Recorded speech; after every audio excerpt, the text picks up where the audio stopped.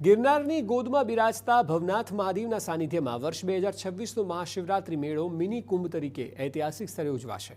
ત્યારે રાજ્ય સરકાર અને વહીવટીતંત્ર દ્વારા ભવ્ય આયોજનની તૈયારીઓના ભાગરૂપે પ્રભારી મંત્રી અને સાધુ સંતોની બેઠક મળી હતી। 11મી ફેબ્રુઆરીએ ભવનાથ મંદિરે ધ્વજારોહણ સાથે મેળાનો મંગળ પ્રારંભ થશે। 11 ફેબ્રુઆરી સવારે ભવનાથ મંદિર ખાતે ધ્વજારોહણ કરવામાં આવશે। સાંજે નાયબ મુખ્યમંત્રી હર્ષ સંઘવીની હાજરીમાં ડમરૂ યાત્રા યોજાશે। મહત્વનું છે કે સોમનાથ સ્વાભિમાન પર્વ જેવી જ ભવ્યતા સાથે મેળાની પરંપરા ઉજવાશે। ત્યારે સંતોના આશીર્વાદ સાથે મેળાને યાદગાર બનાવવા સહપ્રભારી મંત્રી કૌશિક વેકરિયાની કટિબદ્ધતા દર્શાવી છે। ભવ્ય મહાશિવરાત્રિના મેળાની તૈયારીઓને આખરી ઓપ આપવામાં આવી રહ્યો છે। કલેક્ટર અને એસપી દ્વારા તૈયારીઓની સમીક્ષા કરવામાં આવી હતી।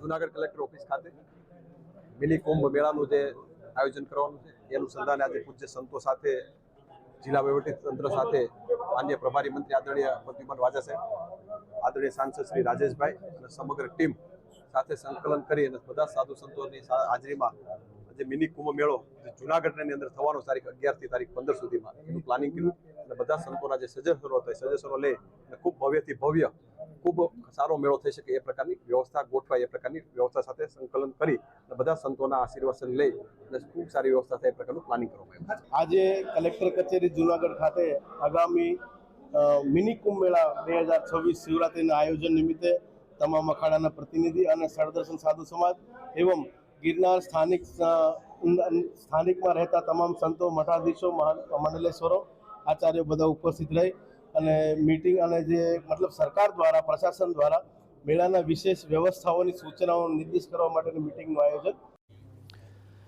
મેળાનો વિધિવત પ્રારંભ 11 ફેબ્રુઆરીએ સવારે ભવનાથ મંદિરે ધ્વજારોહણ સાથે થશે। તે જ દિવસે સાંજે ભવ્ય ડમરૂ યાત્રા, મહાઆરતી અને ધર્મસભાનું આયોજન કરવામાં આવ્યું છે।